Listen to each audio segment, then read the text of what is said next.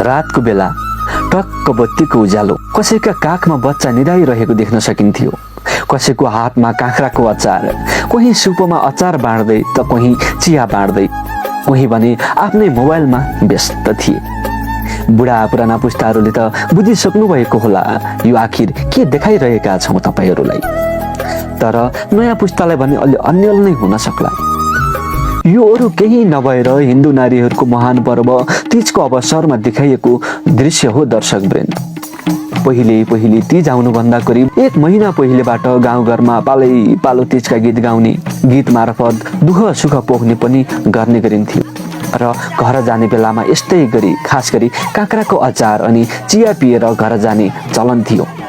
तर केही वर्ष यतादेखि गाउँघरमा यस्ता दृश्य बिरलै देख्न सकिन्छ। अझ भनौँ नयाँ पुस्तालाई त अब बिस्तारै यसबारे थाहा नै हुन छोड्दै गइरहेको छ।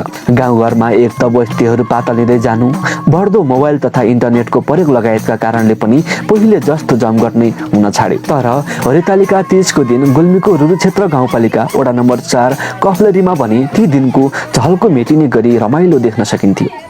स्थानीय मीना गौतम तीज मान्न आफ्नो माइती घरमा आएको मौका पारी उहाँकै निमन्त्रणामा गाउँलेहरू जम्मा हुन्छन् अनि छम तीजको गीत गाउँछन् अनि घर जाने बेलामा काँक्राको अचार अनि चिया पिएर मात्रै जान्छन्।